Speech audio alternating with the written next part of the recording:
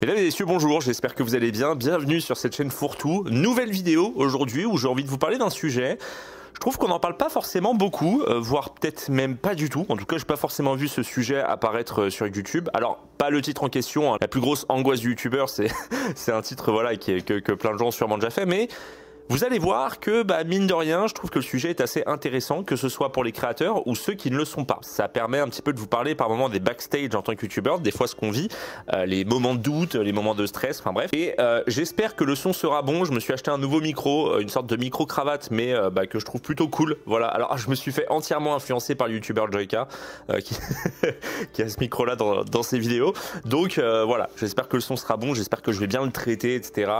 Puisque dans le futur, j'aimerais bien tourner davantage à l'extérieur, et forcément si déjà le son n'est pas forcément très bon en intérieur, j'ai du mal à me dire tiens je vais faire une vidéo en extérieur avec ce micro. Voilà, bref, aujourd'hui mesdames et messieurs, je vais vous parler de la plus grosse angoisse du youtubeur. Alors si vous êtes sur internet et que vous avez déjà créé du contenu, que ce soit vidéo, photo ou ce que vous voulez, vous avez déjà été au moins une fois confronté à ce qu'on appelle les statistiques. Alors les statistiques, c'est quelque chose de complètement normal, on a tout ça sur nos réseaux, on a tout ça même dans la vie de tous les jours. Je suppose que quand certains vous travaillez, vous devez performer par rapport à certaines statistiques. Moi, quand je travaillais dans la restauration, je devais faire un pourcentage plus élevé de bénéfices par rapport à l'année précédente. Bref, c'est un truc qu'on a absolument tous. Et forcément, sur Internet, on est énormément confronté aux statistiques. C'est quelque chose qui a tendance à faire d'ailleurs pas mal stresser les gens. Pourquoi? Parce que c'est pas notre métier de base à être confronté aux statistiques. On l'apprend au fur et à mesure du temps. Et par rapport à notre caractère et notre manière de fonctionner, eh bien, les statistiques sont plus ou moins angoissantes pour certains ou certaines. Et si vous voulez savoir, par rapport à moi, les statistiques, c'est quelque chose que je considère comme angoissant. Alors attention, je dis pas inutile ou horrible, non, c'est juste que les statistiques, c'est toujours quelque chose qui, moi, personnellement, m'angoisse. Et au vu de ce que je vois sur Internet, j'ai bien l'impression que les gens ont plus peur des statistiques que l'inverse. C'est-à-dire que rares sont les personnes qui disent « Moi, personnellement, les stats, je m'en fous. Voilà, je poste ma photo. » Rien à foutre de savoir si elle fonctionne ou pas. Souvent, les gens qui ont ce genre de discours, c'est des personnes qui s'en fichent pas vraiment, mais qui essayent, bien entendu, par tous les moyens de se dire à eux-mêmes que ça sert à rien de faire attention aux statistiques. Moi, personnellement, je fais partie des angoissés des statistiques, mais j'ai appris au fur et à mesure du temps à travailler avec elles. Alors, je tiens à préciser quelque chose, les statistiques font partie des plus grosses angoisses des youtubeurs, mais ce dont je vais vous parler aujourd'hui, c'est un truc qui pour moi est au level supérieur, et vous allez rapidement comprendre pourquoi. Mais pour parler des statistiques, peut-être que ça va en rassurer certains, c'est normal d'en avoir quelque chose à foutre des statistiques. Quand vous faites moins de likes que d'habitude, c'est complètement normal d'avoir cette impression que ça a pas trop marché, ça fait un peu chier, vous sentir, vous savez, un petit peu démotivé. Alors quand vous en faites votre métier, c'est complètement normal puisque forcément, plus vous baissez en statistiques et dans la logique des choses, moins vous allez faire en revenus. Mais même si vous en faites pas votre métier, comme les réseaux sociaux sont constamment là pour vous pousser à vous intéresser aux statistiques, il est complètement normal d'en avoir quelque chose à faire. Faut savoir qu'à l'époque, et là je vous parle de 2006-2008, on en avait déjà quelque chose à faire quand on était sur Facebook. Moi personnellement, j'ai connu durant cette période-là, et forcément, quand je postais une photo, j'aimais bien quand elle était likée. Mais il y avait surtout une autre statistique qui était très importante chez les gens, c'était qui a le plus d'amis sur Facebook. Il y avait des gens qui avaient je sais plus, ça devait être peut-être 5000 amis parce qu'ils pouvaient pas en avoir plus, et on les considérait limite comme des stars parce que tout le monde les voulait en amis, quoi. Et donc ces statistiques-là, on vit avec depuis maintenant très longtemps, et peu importe la taille de vos stats, que vous soyez giga connu ou non, on a tous déjà été confrontés aux statistiques et on y a toujours prêté attention. Mais surtout, pourquoi il est important qu'une plateforme vous pousse à vous intéresser aux statistiques? C'est tout simplement parce que si vous vous intéressez aux statistiques, vous allez essayer de performer dessus. Vous allez essayer constamment de faire de meilleures performances sur la plateforme en question. Et plus vous faites en performance, et plus vous êtes content. Donc plus vous avez envie de faire. Et forcément, c'est tout bénef pour la plateforme puisque vous allez rester dessus, vous allez y investir du temps. Et ça, c'est ce que la plateforme veut. Sauf qu'il y a souvent un petit problème qui arrive, c'est que les gens qui s'intéressent aux statistiques, par moment, ne s'intéressent pas forcément aux bonnes statistiques. Et là, je peux pas m'empêcher de vous parler de ceux qui se plaignent constamment, vous savez, sur les réseaux sociaux en disant « Ah, les gens, ils ont pas reçu les notifications quand j'ai sorti une vidéo. Ah, là, je pense que je suis shadowban. Ah, blablabla. » Vous voyez de qui je parle de ceux qui se plaignent constamment de l'algorithme. Alors, faut savoir que l'algorithme a quand même un impact d'impact par rapport à votre chaîne YouTube, par rapport à votre compte Instagram, etc. Mais bien souvent, c'est pas forcément à cause de la plateforme si vous ne performez pas dessus.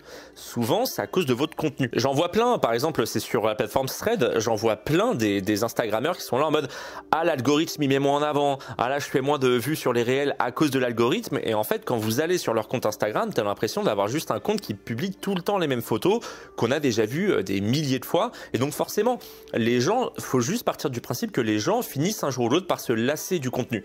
Et ce qu'il faut, c'est toujours créer quelque chose de nouveau. Et c'est pour ça que on a tendance à dire que le métier est facile. Et en effet, il n'est pas forcément compliqué de faire des bonnes statistiques sur les plateformes telles que Instagram, YouTube, etc. Par contre, ce qui est dur, c'est de garder ces statistiques au même niveau, voire réussir à faire des chiffres qui sont supérieurs à l'année précédente. Et c'est ça souvent d'ailleurs le problème qu'ont les gens, c'est qu'ils voient constamment sur le court terme ce que ça peut leur apporter, mais rarement sur le moyen, voire même le long terme. Et ça, je vous en parlerai, je pense, dans une future vidéo, si ça vous intéresse.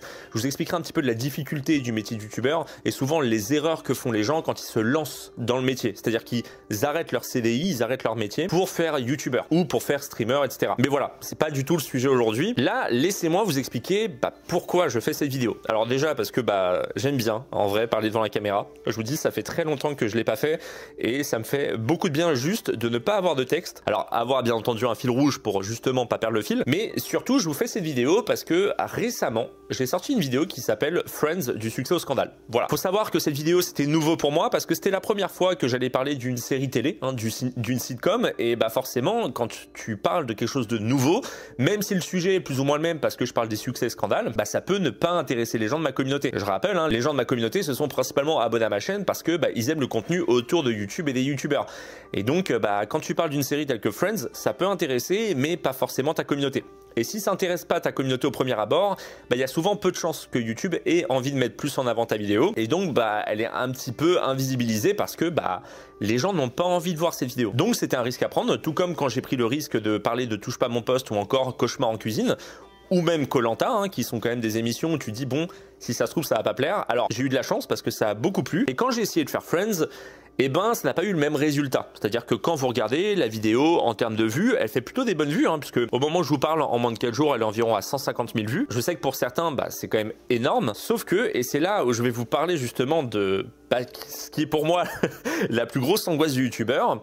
Sur mon tableau de bord, vous pouvez voir ça. Alors, pour ceux qui ne sont pas familiers avec ce qu'on appelle du coup le classement de vidéos par nombre de vues, tout simplement, YouTube a décidé de mettre en place depuis maintenant quelques années, je sais plus combien de temps, mais peut-être 2, 3, voire même 4 ans, un onglet où, en fait, quand vous sortez une vidéo, au bout de 30 minutes, vous pouvez tout simplement savoir si votre vidéo a déjà bien démarré ou non. C'est-à-dire qu'en gros, vous avez le top 10 et c'est le top 10 de vos 10 dernières vidéos. Et si votre vidéo a eu un bon démarrage par rapport à la moyenne, elle va se classer, je sais pas, entre la première et 5e place. Et si au contraire la vidéo a eu un pas très bon démarrage par rapport à d'habitude, elle va se classer entre la 5e et 10e position. Et déjà le premier problème qu'on a par rapport à ça, c'est que le classement de votre vidéo arrive au bout de la 30e minute. C'est-à-dire qu'au bout de 30 minutes, vous pouvez savoir si votre vidéo a déjà eu un bon démarrage ou non. Et forcément, quand elle est numéro 1, vous êtes aux anges, vous êtes super heureux, c'est vraiment génial. Mais quand elle est 10e, vous êtes à 2 doigts, je dis bien vous êtes à 2 doigts de remettre votre chaîne en question. Et là on parle juste de 30 minutes après la sortie de votre vidéo. Et donc pour en revenir là-dessus, en effet quand la vidéo a plutôt un bon démarrage, vous allez être content. C'est-à-dire que vous allez vous dire ah ouais c'est cool, rares sont les fois où votre vidéo explose d'un coup dès le début. Mais vous allez vous dire au bout de 30 minutes, ah cool, la vidéo elle est 2e, ah cool, la vidéo elle est 3e ou elle est 1re, waouh sympa tu vois. Par contre quand la vidéo commence à arriver à la 7e, 8e, 9e voire même 10e place, c'est là où vraiment je vous le dis, et je ne sais pas si c'est le cas pour plein de créateurs ou autres, mais en tout cas c'est le cas pour moi, et je pars du principe que si c'est le cas pour moi, c'est le cas pour beaucoup de créateurs, ce qui est logique, et vraiment je vous dis, ça me met dans un état qui peut littéralement me pourrir ma journée. C'est con quand même parce que l'intérêt d'avoir un tableau de bord et d'avoir des statistiques comme ça, c'est que ça permet de savoir ce qui ne va pas en fait au final. Par exemple, là je me disais, oui, ça parle de Friends, le démarrage il est moins bon, mais c'est des vidéos qui peuvent continuer sur la durée, mais ça YouTube il s'en fout, puisque dès la 30e minute, il va vous expliquer qu'il y a un truc qui ne va pas avec votre vidéo. Il va même mettre un petit message en disant oh là là, cette vidéo elle est moins regardée que d'habitude. C'est quand même bizarre, non? Et c'est pourquoi par exemple il y a des youtubeurs, dont moi, par exemple, moi j'ai 2 miniatures différentes souvent sur les vidéos que je fais, c'est-à-dire que s'il y a un mauvais mauvais démarrage, dès 2 heures après la sortie de la vidéo, bah, je change directement la miniature. Et c'est pour ça que quand vous regardez les premières heures certaines vidéos de youtubeurs et que vous rafraîchissez, la miniature est différente. Et ben c'est tout simplement parce que depuis qu'il y a le tableau de bord, on fait vachement plus attention à la miniature et on a tendance à vouloir régler le problème très rapidement en disant que c'est ça qui va changer la donne. Sauf qu'en fait, bah pas du tout. C'est-à-dire qu'il y a des vidéos qui des fois ont un démarrage qui sont pas ouf. Je vais vous donner, vous allez voir un exemple juste après. Mais une vidéo qui va avoir un démarrage qui est vraiment pas fou du tout. Mais c'est une vidéo qui, juste après, va littéralement exploser et elle va faire les 500, 600, voire 700 000 vues. Alors que de base, vous tournez aux alentours de 200, voire 300 000 vues. Et comme exemple, je peux vous donner par exemple ma vidéo Que sont-ils devenus? Où vous pouvez voir qu'au début, bah, elle était en dessous par rapport à ma moyenne de vues par vidéo. Mais au final, c'est une vidéo qui a fait plus de 600 000 vues. Il y a également ma vidéo sur Cyprien, ma vidéo sur JDG qui avait eu un très mauvais départ, mais qui au final, c'est plutôt bien rattrapé. Et à l'inverse, il y a d'autres vidéos qui fonctionnent très bien au début, mais qui après vont commencer à stagner. Et ça, c'est tout le problème du tableau de bord. C'est que le tableau de bord, on l'a pas au bout d'une semaine. On l'a pas au bout même de quelques jours. Non, on l'a dès les 30 premières minutes de sortie de vidéo. Ça veut dire que dès que vous avez sorti la vidéo, il y a cette angoisse en fait. Vous avez cette angoisse et elle va persister. Si votre vidéo n'arrive pas à remonter, vous allez continuer en fait à avoir cette angoisse. Et personnellement, même si je savais que la vidéo Friends allait faire moins de vues, et ben le fait de voir 10e sur 10e avec les flèches qui sont vers le bas, et ben ça fout quand même un coup. Et directement, tu vas commencer à te remettre en question. Tu vas remettre en question ta chaîne, tu vas dire ok, ça se trouve les gens sont moins intéressés par ton contenu. Si ça se trouve, bah voilà, c'est peut-être la fin d'un type de contenu, du succès au scandale. Et en fait, c'est tout ça qui tourne dans ta tête, alors qu'en fait non. C'est juste que le sujet intéresse moins, c'est tout. Et c'est normal. Et c'est là le côté très malsain de ce tableau de bord YouTube, de ce classement-là, c'est que déjà, vous êtes en concurrence avec les autres. Vous regardez les vues que font les autres youtubeurs. Vous dites, ah, lui, il fait plus de vues que d'habitude. Ah, j'ai fait plus de vues que lui. Ah là, il a fait plus de vues que moi, etc. Donc, une concurrence qui est pas forcément mauvaise parce que j'ai envie de te dire, bah voilà, c'est de la performance, c'est normal, tout le monde se compare, tout le monde est en concurrence avec plein de gens. Ça permet aussi de savoir où est-ce que toi t'en es par rapport aux autres, hein. Moi je trouve pas ça forcément malsain. Le seul problème qu'on a aujourd'hui, c'est que sur YouTube comparé aux autres plateformes, bah vous êtes aussi en concurrence avec vous-même. C'est-à-dire que moi aujourd'hui, je sais qu'elle est 10e, ça veut dire que la vidéo est mauvaise par rapport à mes autres vidéos. Et donc je vais me dire, oh là là, c'est pas bien, oh là là, il faut que je fasse mieux que mes anciennes vidéos, faut que ça monte, faut que ça monte. Sauf que quand une vidéo est 4e, 5e, 3e, bah tu vois les autres vidéos qui sont juste derrière et qui peuvent petit à petit monter. Et si tu vois que les vidéos d'en dessous commencent à remonter, eh bien plutôt que d'être content de te dire, bah la vidéo a été plutôt bien classée, maintenant je peux passer à autre chose, bah tu peux commencer à te dire, ah mais il y a celle d'en dessous là qui commence à la rattraper. Et donc en fait, je me suis rendu compte d'un truc, c'est que depuis qu'il y a ce tableau de bord, depuis qu'il y a ce classement-là, j'étais presque jamais heureux lors de la sortie d'une vidéo. C'est-à-dire que quand une vidéo est numéro 1, je vais avoir tendance à regarder par rapport à celles qui sont juste en dessous, voir si bah elle commence un petit peu à se rapprocher de la numéro 1. Et à l'inverse, bah, quand une vidéo ne fonctionne pas, je vais tout remettre en question, je vais être complètement dégoûté. Et quand la vidéo va commencer à remonter, je vais juste me dire, bon bah c'est cool, elle remonte. Et c'est un peu ce que je trouve dommage avec ce classement-là, c'est que YouTube interdit de le retirer. C'est-à-dire que tu ne peux pas retirer cet onglet-là. À l'époque, sur YouTube, quand tu avais ton tableau de bord, tu pouvais faire un peu ce que tu voulais. Tu pouvais supprimer l'espace commentaire sur ton tableau de bord. Tu pouvais juste mettre les statistiques qui t'intéressaient. Et là, aujourd'hui, c'est plus le cas. YouTube, en fait, ils imposent certains onglets, comme les commentaires, comme les statistiques, comme les vues que tu as fait sur les 48 dernières heures, ou comme, bah, justement, le classement des vidéos. C'est-à-dire que là, ça se trouve, moi, je me morfonds sur moi-même concernant ma vidéo sur Friends, mais dans 1 ou 2 mois, ça se trouve, elle va exploser et taper le million. Et c'est un peu tout le problème qu'il y a justement avec ce classement, c'est que bah en fait tu vis l'instant présent. Et donc forcément quand tu es au plus bas, bah tu peux le rester pendant pas mal de temps. Alors attention, je tiens quand même à préciser un truc, mon but là c'est pas de pleurer sur mon sort ou autre, absolument pas, parce que je ne pleure pas du tout. J'ai une très bonne situation avec YouTube, que ce soit ma chaîne principale ou ma chaîne secondaire. Je voulais juste vous dire que malheureusement aujourd'hui l'onglet qu'a mis YouTube, je le trouve ultra dévastateur pour les créateurs. Et encore, si une chaîne comme la mienne a plus ou moins le vent en poupe, ça veut dire que bah, les chiffres que je fais sont toujours plus ou moins très bons, que ce soit sur la chaîne principale ou secondaire. Bah, y a d'autres chaînes qui en ce moment sont en train un petit peu de baisser en statistiques, et eux ils voient constamment leurs vidéos être 8e, 9e, voire même 10e sur 10.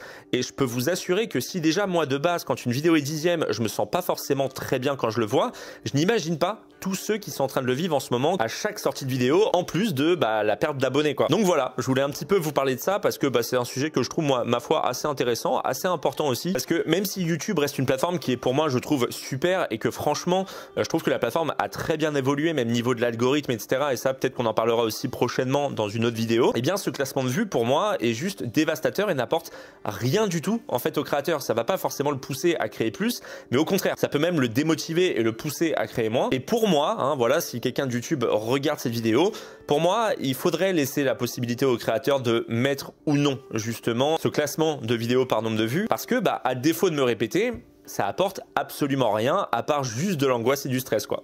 Donc voilà, c'est tout pour moi. Je voulais juste vous parler de ce sujet-là très rapidement en étant posé dans ma chambre d'hôtel pendant que je suis à Séoul. D'ailleurs, je pense que je vous ferai une petite vidéo pour vous parler de Séoul prochainement.